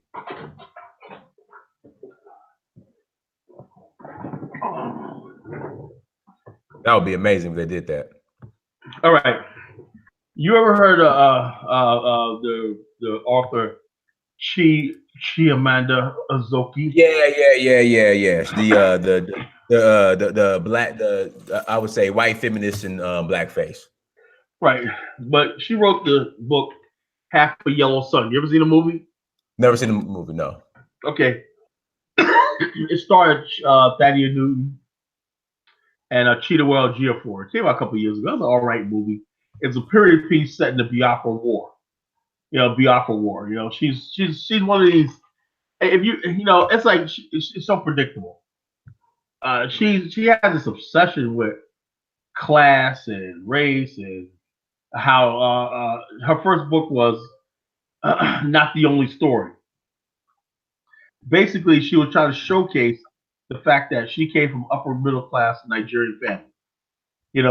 That she had servants and all stuff like that, and that when she goes to America, that she's of a higher status and higher class. Higher class than the Black Americans. That's basically my. And then every time you see her in her writings and she has backhanded comments towards African Americans, all you see is like Oprah Winfrey and all these people. Oh, what a great Black woman! I'm like, she just dissed your freaking culture, dissed your people, and all these. Oh yeah, she's a famous Black girl. I'm like, what are our people retarded? Did you understand what she just said about us? Did you understand what she's saying about you? You know what I'm saying? That she's basically, you know who she reminds me of? She reminds me that girl that Nigerian girl that you had on the show. You know what I'm saying? Oh, I know who you're talking about. She right? Yeah, I know who you're talking about. Yeah. The same attitude. Then I found out again. You know that girl that got kicked out of Yale? That not kicked out of Yale, but she was in the lounge and the white student called the police on her. Remember the white students called the police on her at Yale? She was in the common area taking a nap. Oh yeah, a couple months ago. Yeah. That Nigerian girl. Yeah. Oh yeah, but she wasn't. I didn't know she was Nigerian. They said she's Black, right? The media didn't say she's Nigerian. I knew that, by listening to her name. But when you listen to her talk, to the white girl, she's like, "Well, I think you're just bothering." She was trying to act all calm and cool and collected. But she came out with a piece, right, in the I think it was the New York Times, the Washington Post. Oh no, it was a British newspaper. Said America got a real racial problem. Now she probably wasn't saying that, but she was probably in one of her classes bashing African Americans for being lazy, whatever like that. But now she's over there saying, "Well, I think they got real racial problems in that country," because she was suddenly a victim of racism. You know what I'm saying? Right. So she was like, "Well, yeah, they got racial problems in America, and blah blah blah blah blah." Same thing with this Chimamanda. You know what I'm saying? It's like blah blah blah, Black America, blah blah blah. The Yorubas treat me bad and everything like that. I'm an Igbo and all kind of nonsense and everything. Blah blah blah. That thing. All it's basically is she wants an identity to be recognized. That you know what really is. Let me tell you something about a lot of this is. A lot of Africans deep down, because they didn't have the history of racism and slavery and everything like that. Even though you may have very Black skin, right, in your mind, when you get educated, you know what I'm saying, because you don't really have a literate culture, you know what I'm saying, you don't have like a literate background, everything like that to follow a narrative, a literate narrative to carry yourself. 90% of what you put in your brain comes from Western culture, right? Right. You in fact become more white than African Americans are because we are constantly reminded about race every day. You know what I'm saying? Through lynchings and everything. If you didn't have the experience of racism, lynchings, Jim Crow, and everything, and basically all you do are educated, you tend to see the world the way white people do. And there's a lot of Nigerians who call themselves Nigerians. And the bottom line is, and they're the ones that basically practice more tribalism than even the uneducated ones. Tribalism is the new form of coonery. Yeah, you know what I'm saying? They play tribalism not because they have any survival. A legitimate tribalism is Okay, I live over here. I'm trying to survive. We live in a tribal fishing village, right? If you come over here, you don't belong to our tribal association. You can't fish here because we take care of ourselves. That's legitimate. You know what I'm saying? But when you live in a cosmopolitan setting, a modern city, and you're literate and you travel the world and you're practicing, you're airing your tribal laundry to the world. Oh, we don't like Yorubas and we don't eat Igbos. What good does that do to the Nigerians with a claim offer? This is Yorubas in front of the whole entire world. You know what I'm saying? Mm-hmm. And this is what wants to lead black people. You know what I'm saying? They want to consider themselves on our level. No, I don't think so. You know what I'm saying? It's never going to happen. I'm sorry, Nigerians. You're never going to happen. You know what I'm saying? You're never going to be the leader of the black world. That title belongs to African Americans. You know what I'm saying? That's just the way it is. That's just the way it is. You know. Any questions? Any debate in the chat room? No. But I mean, yeah, but you just said something profound as far as, I mean, you have Africans who middle class, upper class, well, Nigerians, yeah, upper class, middle class, living in metropolitan cities, but still practicing tribalism. Yeah. That's cool. That is foolishness. Educated middle class, upper class coonery. Yeah, it's the bottom line is somebody read this and Colin, you hate too much. That's not hate. I'm just telling it like it is. Now I went the whole show without mentioning Nigerians once, right? I just basically went in on the fools in Black America, didn't I? You know, right? Did I this right? Yeah. Do you think I can't think if it's Saturday one night. You think I'm gonna let a night go by and not say anything about Nigeria? I'm sorry, it don't work like that. You know what I'm saying? You are going to be, Nigeria is always going to be on the radar. As simple as that. Because of coonery and the food. Nigeria is the reason why we don't have a global Pan-Africanist thing. Nigeria is the reason why the Western countries step all over Africa. You know what I'm saying? Right. There's not one freaking African state that can stand up to the West. Not one. You know what I'm saying? That ought to be a freaking shame. 180 million people, that less than 3% got electricity. You know what I'm saying? You know what I'm saying? That means less than 3% live in the first world. You know, less than 3% of the people, half the population can't attend school because there's no money. You know, there's no money. Why everybody goes overseas, bragging about this, and everybody's in like Shimaga talks about. She lives in Lekki now. Lekki's nice. I admit Lekki's nice, right? And Nigerians always want to talk about Lekki. Oh, Lekki's a black paradise. Right? They would love to have us over there. They would love to have black people from America over there. Not because they want to be brothers with us, but so they can rub it in our faces, you know? You know what I'm saying? Oh, shit. New York says African Americans are the poorest group of blacks on the planet. No, we're the richest group of blacks on the planet. Where does this guy get his stuff information from? He thinks he's going to hide the chat room and put out that thing? You know what I'm saying? You know what I'm saying? We're the richest black people. Black America generates nearly $2 trillion a year. That's right. 3 times as much as the entire African continent's GDP. That's more than Eastern Europe. That's more than France. You know what I'm saying? We generate more income, generate more wealth in America than freaking Canada. You know what I'm saying? What are you talking about? African Americans are the richest group. The problem is our money is integrated back into America. Right. If these Africans were smart, they would try to get some of that money onto the continent. Exactly. You freaking dumb. You're morons. Are you an idiot? Are you a fool? Are you a clown? You know what? I'm saying? Hell, I was gonna, man, there was this cartoon, man. I cannot find it.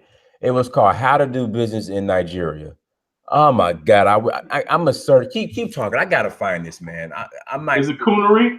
Oh man, it was coonery. Oh, please show it. I can't find it. We gotta keep exposing. We gotta keep exposing Nigerian coonery and whatnot until we kill it. You know what I'm saying? We're gonna liberate Nigeria. You know what I'm saying? We gotta liberate Nigeria. We're gonna save you from yourself. You know what I'm saying? We're gonna save you Nigerians from yourself. You know what I'm saying? We're gonna save you people because we love you. You know what I'm saying? Oh my! I wish I could find this, man. I'm just upset I didn't save it when I saw it. It was great. All right, you can keep going. I'm gonna find this one day. Like one day, it's just gonna pop up. Colin, you there? Yeah, I'm here. Okay. I'm here. Yeah, one day it's gonna pop up. Okay, you can't find it. Yeah. Yeah, but just keep going. I'm gonna find it one day. Like I'm Yeah, gonna but find the whole thing is this.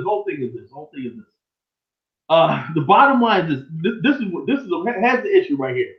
People got to understand something. Black America, we're in a situation where we are black. Think of Black America as sharks. We bite. You know what I'm saying? I think we've been nice way too long. You know what I'm saying? Mm-hmm. We've let the world shit on us. You know what I'm saying? Everybody comes, you sit down with us, and they run down to the end of the table, cop a squat, and take a dump right on our head. We let it go on for so long. Everybody talks smack about us. You got Japanese over there talking smack about us. You know what I'm saying? You got Chinese talking smack about us. White America is behind all this. You know what I'm saying? And then when it checks out, I confront these people, all these white Americans, and I tell them, I said, look, the reason why we have a bad image is because of you. Well, this and the other thing, we like this. Well, this one white guy asked me a question. Well, who built most of the skyscrapers, bridges, everything in America? Black or white people? I said, well, first of all, it's obvious because America is your country. It's a white country. And dude was like, he was. This is after I was going back and forth with him, showing black inventions and everything. Then he finally just laid the gauntlet down. You can go to any city, the skyscraper owned by whites. I'm like, duh, this is a freaking white country. And he was like, huh? I said, yeah, you in your own freaking element. I said, the police, the government, the taxes, the courts, everything is set up for you, your race. We're just an afterthought. This is not our freaking. This is not our freaking land. You know what I'm saying? Of course you're gonna dwell. If you're a white person, if you don't do well in America, there's something wrong. If I'm a black man and I don't want business, I'm doing well when I'm doing better than you. That means I'm 10 times superior to you. You know what I'm saying? And this is what it all means. White people have a higher suicide rate because of the simple fact is they know. So the whole thing about reverse racism and all affirmative action, that was done to let lazy white people off the hook. If you didn't get that promotion, it was because some black person undeservedly took it from you. A lot of people, white people believe that. You know what I'm saying? You know, oh yeah, I would have had a job, man. But, you know, they had to hire all these minorities, blah, blah, blah, blah, blah. Which is a friggin' bunch of crock. No, you were lazy. You know what I'm saying? You wanted more for your labor than it was worth. Somebody came in and took it for less money and everything like that because you don't think you working 40 hours a week for the same pay as a black man. I don't think it's just it's just beneath you. So that's the whole thing. The bottom line is you have whites out there who feel insecure. You know what I'm saying? And the whole thing is this. When people come here and they judge Black America, you know what I'm saying? They judge Black America. Oh, why does Gary, Indiana have such unemployment rate? You black people ain't shit. Okay, did black people own the steel mills? Did we decide to export? Hey, I'll give Donald Trump that. Let's give Donald Trump some credit here. He's tacking tariffs on all these steel and aluminum manufacturers in Canada, and he doesn't give a damn if it starts a trade war. You know what I'm saying? You know, all these things, basically, these industries that built the black industrial middle class. The only black industrial middle class in the world exists here in the United States. We're the only industrialized African people of African origin with industrialized civilization in America. And they basically took that, tried to take that away from us by basically deindustrializing the North America. And Donald Trump is putting tariffs on these things and everything like that to bring the industrial belt black. Because people say, well, Colin, what does that mean? I thought you were nationalist. Oh, yeah, I'm a nationalist. But we can't build no nation being broke. Dinas, now, do you agree with that? You know what I'm saying? Of course you can't. Of course You you know what can't I'm build a saying? nation. Don't we still need those industrial jobs and those people? You know what I'm saying? Man, but Keller, man, that's capitalism, man. That's capitalism. That's capitalism. Yeah, capitalism. You just said your own thing, man. Yeah. You just said your own thing, man. I'm like, shut the hell. That's another thing. We gotta stop giving platforms and stuff to these clowns. You know what I'm saying? I call them clowns. You know what I'm saying? On my radio show, they were scared to call in my radio show. You know, because they call it, well, you know, and they'll say, why shut them down? I never mute nobody. Nobody accused me of muting somebody. What I do is just let them talk. You know what I'm saying? You know what I'm saying? I just let them talk. You know what I'm saying? Well, let me ask you this. I asked them a question point by point. But I said, so you didn't understand exactly what you're talking about. You don't like capitalism, but you like You're like metaphysics. I'm like, dude, how's your metaphysics gonna basically build a factory? A whole thing. How's your metaphysics gonna build a toll road? You know what I'm saying? How's your metaphysics gonna build a bridge? You know what I'm saying? How's all that gonna do stuff like that? Yeah, somebody said rise up. Yeah, as they said, we're just waiting for the day so we can rise up and whatnot. Rise up. And when you do rise up and whatnot, what are you gonna take over? You saying? Do you know how to run this country and whatnot? Yeah, we're gonna rise up and throw the white people out. That's what they're waiting on. We're waiting for our day we can rise up and take our country back to the white man. So the bottom line is, Red Jewel says Nigerians have become the face of everybody hating on. Well, no, the bottom line is Nigerians do it to themselves. They go around, they're arrogant. I work with them, trust me. In the business I'm in, I work with them. You know what I'm saying? They're arrogant. You know what I'm saying? Not all of them, but for the most part, when they get a little bit of power, and they don't let them ever have power and upper hand on you. They're arrogant and they're just condescending. And the bottom line, they come over here and this everything. Here's the problem. Here's the problem right here. This is the problem. Kevin Jackson says, and look, I'm not trying to put nobody down. Don't take this as an insult. Don't take this as an insult, right? But I know human nature, right? Kevin Jackson said to Leo Terrell on what's that, Laura Ingram show. She said, if you guys don't like it here, there'll be some nice Nigerians who will love to replace y'all.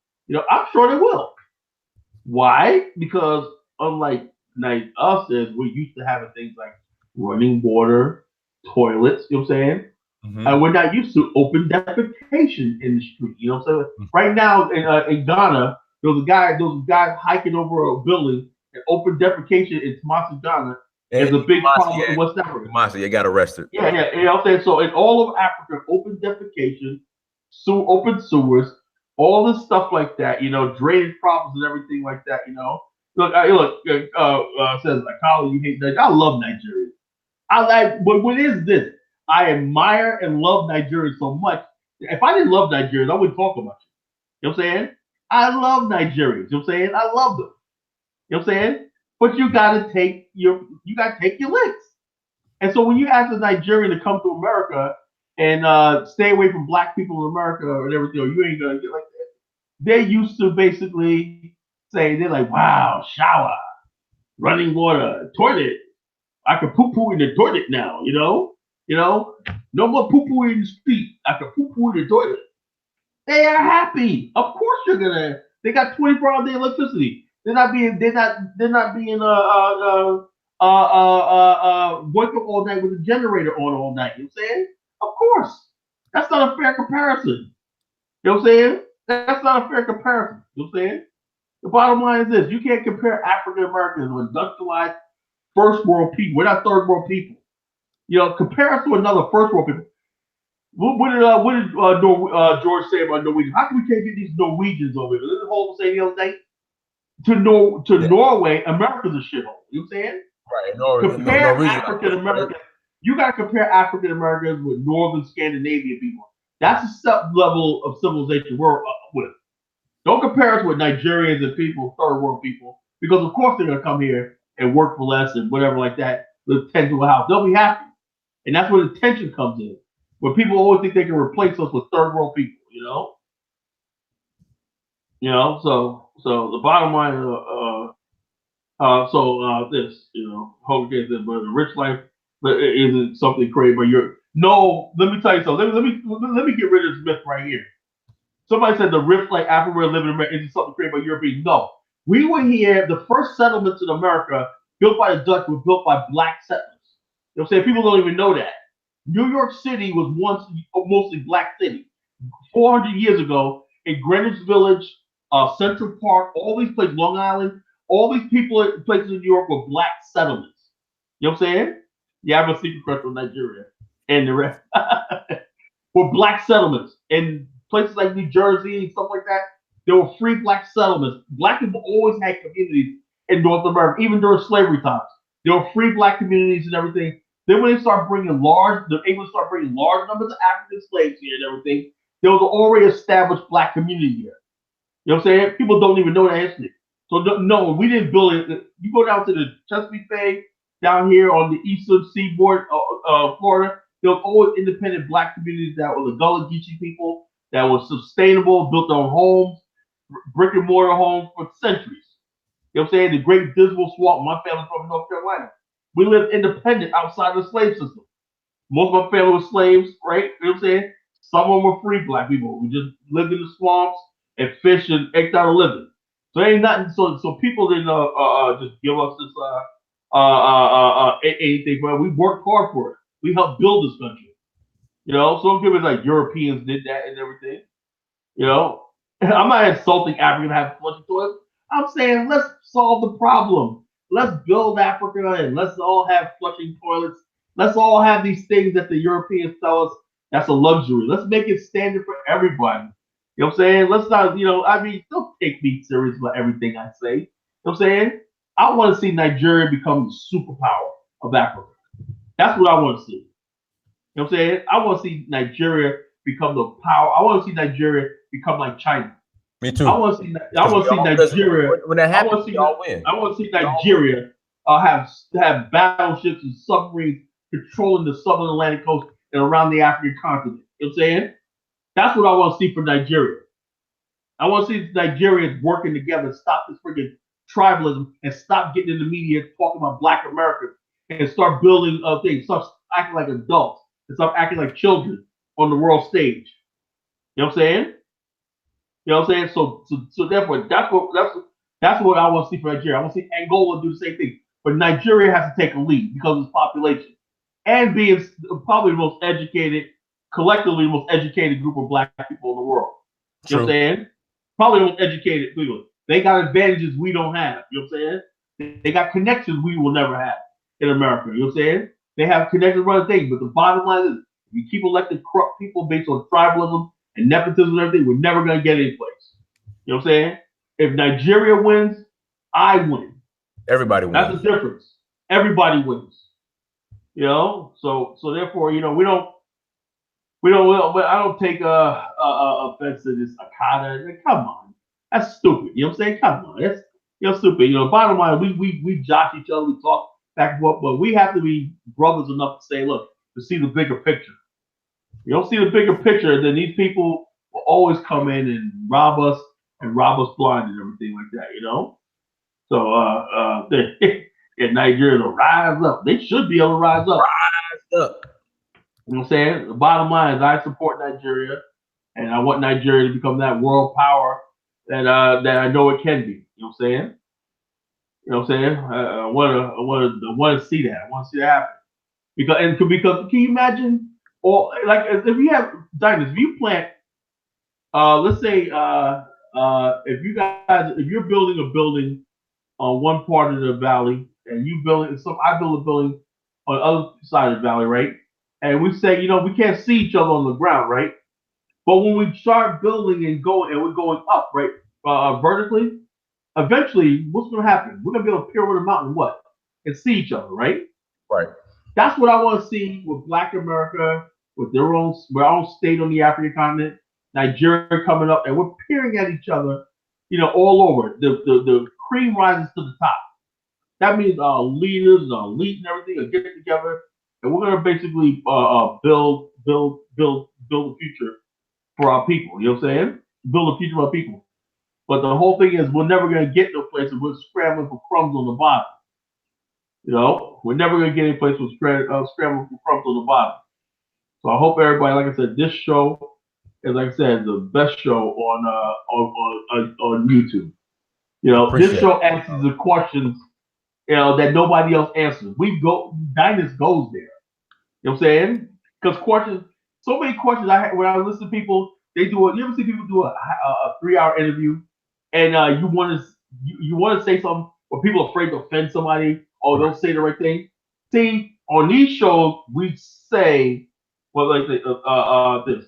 Now, Duke of York, oh yeah. Is Duke York in the chat room? Check us out. Hold up, bury Duke of York on the show. Oh my God, that was a good one. You know what I'm saying? He asked Duke of York, what is your plan And he couldn't give it. He said, look, see, that's the difference? He's talking about vague abstractions. He gave another vague abstraction. He says, call clues about what wealth means. He doesn't know what I do know what wealth means. You know what I'm saying? But the bottom line is he's not going to tell you what wealth means. He's going to just do a hit piece, run, and hope nobody catches it. You know what I'm saying? And then people look and say, well, Colin was no wealth piece. So since I saw it, you know what I'm saying, he couldn't do this little hit piece. I'm gonna address it. You know what I'm saying? What exactly does he want to know about wealth? Ask me a question. I know all what do you about want to know wealth. about wealth, Colin? I mean, Duke of York. He ain't gonna answer. Why he'll disappear? I'm like steadily looking for this cartoon, man. I gotta find this cartoon, bro. It pretty much summed everything up. I cannot find it. I wish I would have saved it. There was a cartoon about Nigeria. Yeah, how to do business in Nigeria. This shit was so funny, man. I don't know why I didn't save it. Let's see. Did Duke of York respond? What do the media have net worth of African Americans? Okay. First of all, I never said African Americans had wealth. I said we had income. We generate income, you know what I'm saying? But it's not invested. You know what I'm saying? It's not invested. That's a problem. It's not invested. You know, we have a lot of debt. Just like most Americans, we don't have a lot of wealth. The system is designed that way. We have a student loan debt, we have cars, mortgages, this, that, the other thing. Many of us own homes, everything. We have equity and stuff like that, you know? Wealth is something different. You have to have wealth has to be concentrated, right? First of all, wealth comes from land, right? Land. You gotta have land. That's the first thing, right? Then you got to have infrastructure and you have to have productivity on that land. For example, right? If you have like, if you, if I sit on a city planning board, right, of a town, right, and we have lots of land, right?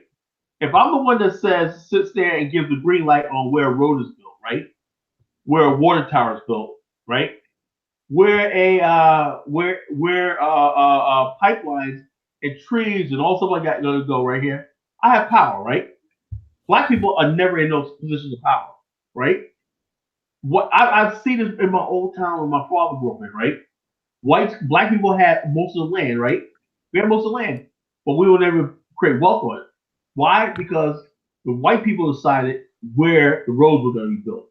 They decided what lands were going to get irrigated, what lands were going to get culverts, what land was going to be developed, everything, right? So therefore, the white people's land had more value to it, right? The land speculators would come in and say, okay, this land has more value. So therefore, if it has more value, now let me give you an example. I'm not taking nothing away from black people because in the excess we still benefited. I used to know relatives of mine in North Carolina that used to have 4 or 5 homes. You know, I was like, well, they had land outright deed and whatnot, and they had homes that they were able to build 5 or 6 homes on the thing. I got 4 or 5 houses whatnot. We didn't know whatnot. They would take trips by themselves, take trips. They were, black people in the set up until like the 70s and the 80s. Black people were like they were doing well. Money was everywhere. Cost of living was cheap. Remember that? Right. You see that chart, right? Cost of living was cheap. Black people took trips and everything. It looked like we had it all. In the 80s coming. You know what I'm saying? Fuel crisis and stuff like that. Banks aren't lending money and stuff like that, you know, and things just basically got real. You know what I'm saying? Got real. You know, people that used to have a lot of houses and everything like that. You know what I'm saying? Now America is mounting debt and stuff like that. You got inflation. You know, all these things happened in the late 70s, the late 70s. Now, get back to the land thing. White people can go long on land, and let's say if the land has value, but there's nobody's going to build anything on it because there's nothing coming here. All right, now this guy, let's say farmer such and such, has been working with the state government for years to build this new industrial park. He needs federal dollars and state dollars, matching dollars, to build this industrial park. He owns all that land and everything, but the government will lease it from him. You know what I'm saying? Lease it. He gets to hold the deed, right? The land is productive, right? Now he has wealth because he has a 40-year contract that he passed on to his kids, right? And the family can basically eat forever. Perfect example in Norfolk, Virginia. The housing projects and everything that they tore down after 70 years were owned. I just found this out. Were owned by private families. White families own the land, right? and the government paid. And the houses were like real cheap. They built in the 1940s, right? In the early 19, late 30s, 40s, right? They tore them down. Said, "Oh, the nuisance tore them." They got nice houses now, but the families that generations of white people were getting rich because they were able to borrow against their so-called property while the government financed housing projects for so-called black folks. You know what I'm saying? Wealth it has to do with real estate, land, equity. You know what I'm saying? Like Chris Rock said, you can't get rid of wealth. For the most part, in order for you to have real wealth, you can be rich. You you have to be in a position of power by numbers. You know what I'm saying? You have to have control over the social, the cultural content. Now, there's a term I just came across, right? I never knew what the term yeah, black people own less than 1%. No, actually, we used to own 25 million acres of land at one time in America. But if you don't have banks and everything loaning you money to develop it, it doesn't matter how much land you own. You go on 1% of land and be a billionaire if it was done right. Black people don't matter how much land you have. If white people are not going to, if they're going to redline you, if they're going to basically say we're not going to build a railroad near your land, you know what I'm saying? We're not going to build a post office near your land. If white people are going to basically marginalize you, that's what they did. We're not going to build culverts. We're not going to build bridges and everything. And instead of you having a bridge over there, you guys still have to use a canoe to come down to this part. That's what we went through. A lot of areas, black people living in third world conditions in the South. You know what I'm saying? Because whites would not, they would take all the funding from the federal government and develop the areas they lived in, and they didn't develop the areas the black people lived in. You know what I'm saying? So it's about power. So it's another reason people have power over the funding and infrastructure and control the infrastructure. That's why the BAL says what? Black African what? Infrastructure. Until we have land and the ability to control infrastructure, we'll never have nationhood, which is the basis of wealth. A people together. Nationhood, let's see, we said commonwealth, we form a commonwealth. That means the people are commonwealth of the people. You know what I'm saying? Until we have a land of our own. Now, we can do all these things. Like I said, the Tulsa Fund, everything. People not convinced. I know some people not convinced. My support, I support that. But I know for a fact of the matter is what they do is they say, every time we start doing banking, business, and everything, all they do is sit back and say like a freaking crocodile. He sits there and waits. You know what I'm saying? You ever see the crocodile when they get ready to cross the river and the crocodile sits there and waits? You don't go running after them. He waits till you screw up and whatnot, and then what happens? Boom, he grabs you. That's how we are in America. No matter what we do, as long as we do inside this system, whatnot, it's vulnerable. For right now, yes. For right now, yes, let's do it. Right? Long term, but the end game is to be able to raise. Oh, I got a new end game, brother. The end game should be able to raise. Let's give it realistic between 10 and $50 billion. Yeah, even if we get more funds going, you know what I'm saying? Right. 10 to $50 billion in these companies like this. You know what I'm saying? Where you can invest and everything like that. It don't have to be no charity organization or like that. It could be for the pure profit. You know what I'm saying? I believe that our banks and everything, a black bank and everything has the ability to make money. You and I see the same thing. You know what I'm saying? You think the same way. If you're a businessman, your first thing is to make money. Right. You know what I'm saying? Not to employ people, not to give away stuff like that. Your job as a businessman, as a bank, is to make money and make a profit. You know what I'm saying? And I stand behind that. Now, if some people are on the fence with this, say, well, geez, if I join with college, I got a strong supporter. Yeah, get with us. You know what I'm saying? I'm reasonable. Yes, I believe if you're a businessman, you don't know about this natural stuff, you're sick of being intimidated. That's another thing. We got people out there who go around and intimidate successful black people. You know what I'm saying? They try to intimidate you and guilt shame you into your giving them money. You know what I'm saying?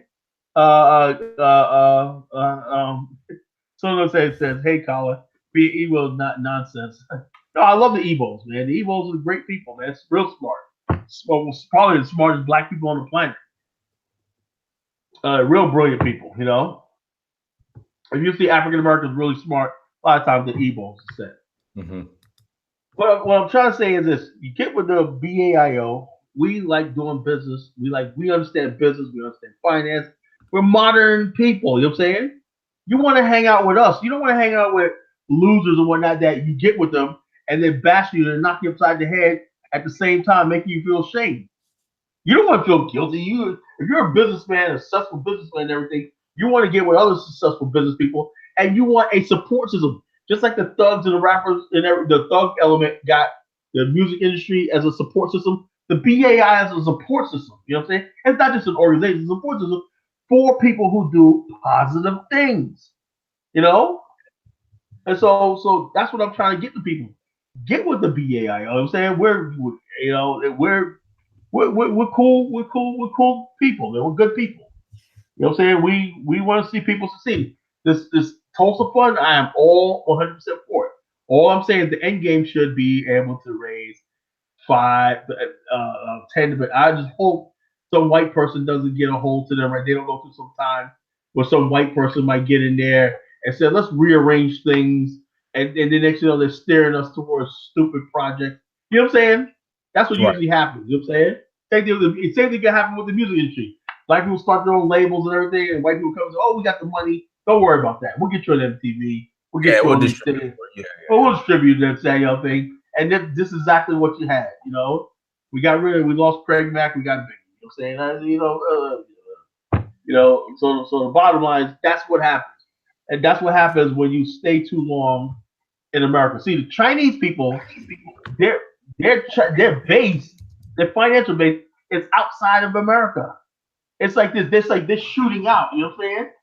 You know what I'm saying? They're coming in and they're shooting out from China. You know what I'm saying? We can't develop inside the beast. You know what I'm saying? We have to get to the point where we're launching our whatever we have the ability to raise $100 billion a year worth of capital, venture capital, diamonds. Now, if we do that, and the BAIO and us national organizations, are the forefront of this, right? Then the nationalist movement in America becomes the de facto leadership, right? Because that's what it's all leading to. A lot of people are nationalists that they don't even know. You know what I'm saying? If you're talking about black banks and black this, that, the other thing, you know what I'm saying? We can invest in Africa. We can invest in different projects. But the thing is, how do we protect our investments in Africa? We need that Afghanistan, that state, and that host country. We can't rely on now. I'm saying I'll make overtures to the United States government. Hey, look, if you behave, we'll behave. You know what I'm saying? We understand we're tied to the mass over here, so let's get along. You know what I'm saying? Right. That's what I would do. I wouldn't say F the United States and do else. So I wouldn't be Kwame Stokely Carmichael. I'm not gonna do that. You know what I'm saying? Look where he ended up with nothing. You know what I'm saying? I'm gonna play the right role. I know the ultimate goal, what we're trying to do. We want a land of our own, nation of our own. But the bottom line is I'm not gonna piss on a beehive just yet. You know what I'm saying? That's just smart. I'm just saying I'm not gonna piss the United States or the government off just yet. Step on toes just yet. You know, and I'll just do what I have to do to make sure that we're like that, you know? Duke York said $100 billion a year. What the fuck is Dice talking about? You know, that's a figure of speech. The $100 billion. Actually, we do. Dice, I did the math. I did the math. That's doable. That's doable. He's looking at me. Shut the hell up. How is $100 billion a year not doable? Talk to Duke York. Oh, yeah. Duke York. Yeah. Mr. Genius over here. Yeah. So bottom line. Hey, I know you got to go, Dinosaur. So let's. I got to run to the airport here shortly. So, but everybody, go ahead and close out, Kyla. Let everybody know how we could get in contact with you and all that good stuff. My novel. You got it right there. Oh yeah. It's right here. I'm gonna start it here shortly. Yeah, come on, Diane. I know black people don't like to read, man, but come on, man. No, man. I mean, I was reading. You're the queue. I had like 2 other books I had to read. But I'm just joking. I'm just joking.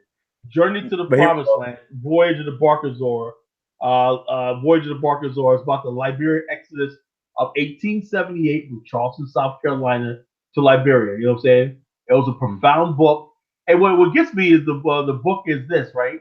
The people on the voyage come from it's like a pilgrimage. You ever read the Geoffrey Chaucer's The Canterbury Tales? You know, they're on a pilgrimage. No. Okay, it's as I read that in college. You know, it's Canterbury Tales. If everybody look at it, it was Canterbury Tales about a pilgrimage of people going in England during the Middle Ages, right? Mm-hmm. And they were all different. It was all different types of society. It was many different books were made on the Canterbury Tales. Remember Spike Lee's Get on the Bus? That was like a Canterbury Tale. We have different people brought into a situation. You ever see the movie the Poseidon Adventure? You know, when the ship turned upside down, whatever like that. That's like the Canterbury Tales. We got people of different backgrounds and everything like that. You know, and they're on in a situation where they're tied together. You know what I'm saying? So this book is sort of like the Canterbury Tales, Poseidon Adventure, and everything, where people from all different types, backgrounds in Black society, African American society in the 19th century are brought together under this one thing. They want to make this a settlement to Liberia. You had rich and poor on the same ship, you know, and they all different types of background. Some were house slaves, citizens of house slaves. Some had citizens of free blacks. Some were field black people and everything like that. Some were ex-soldiers and everything. They all had different reasons. But then the book also questions their reasons for going, because some of them already had success in America, and they were in denial about their success in America, right? In other words, basically the lure of having their own nation was so powerful that they were actually basically exaggerating a lot of times by things that they think. And one chapter called Dreams, Stories, and Tall Tales, I talk about that, how people were telling tall tales of why they're on the pilgrimage, you know. Some of them were really nightmares. They say, yeah, I was escaping the Klan, and people were trying to left the one. And you left the one as a reader. Are you telling the truth? Why are you making this pilgrimage to Mecca? Then it comes. Then when the trip is over, you realize, okay, well, they start when they get letters from. Then in one chapter, when it says letters from America, where people will talk about people getting lynched and killed and everything, they knew they had made the right decision. You know, one chapter, the parade, they knew they had made the right decision and coming there. You know, so the book asks a lot of questions and everything, and so therefore, so I did that. So because people are going to be like this, well, geez, what does that have to do with a modern national movement? You're going to ask questions. Well, why should I do this? Why should I do this? You know, and it's going to be a lot of people that basically like, well, I don't need to leave. I don't need to leave and everything. And they do. And they're like, well, did I make the right decision? Did I read the right decision and everything? Journey to the Promised Land. Also, the BAIO, Afghanistan, the Ning.com, you know what I'm saying? Mm-hmm. Our website and everything. You join us on the Ning site. Please join us, get to know us and everything. What I'm going to start doing on the Ning site is once a week, I'm going to have a conference call for all the new members that come in on the BAIO. It's just a chance to meet me, talk to me personally, and we're going to do that. I hope Dinus can come on, you know. Yes, sir. And just we can do a conference call, just a private conference call. You know, private, off the air. People call in and on the BAIO. And people who listen to our shows on Dinah's show, we could call in and talk about different things, about what do we think about this. If people got ideas, if you got ideas, whatever like that, what you can do to get them started, or how we can link up and everything like that. So we're gonna really be doing a lot of dynamics. So I'm grateful to have this platform. I'm grateful to have these brothers. I appreciate all the people that listen to the show, that support the BAIO, and let's keep going. We're going in the right direction. Okay. All right, Dinus. Well, thanks a lot, brother. All right, no problem, Kyle. Anytime, brother. And if you want to do another show tomorrow at 1, just let me know. But I'll see. I'm all wrapped up, but I still want to give you a double show on Wednesday and Thursday. Okay, that's cool. You know, if you got time, I'll do a double show on Wednesday and Thursday. I want to bring some videos in and that's fine. Really mix it up. You know what I'm saying? That's fine. You know what I'm saying? Wednesday and Thursday, do a double show. You know. No problem. But everybody, thank you so much for joining us. Make sure you go to search for Uhuru at on Instagram, Snapchat, Twitter, and Facebook. Also go to Africa Personified on those same platforms. Make sure you go to search for Uhuru.com, Africa Personified.Africa. DynastyMirror.com and Amazon.com. Search your name, Dynasty Mirror. Please buy a book. Till next time, people. Peace.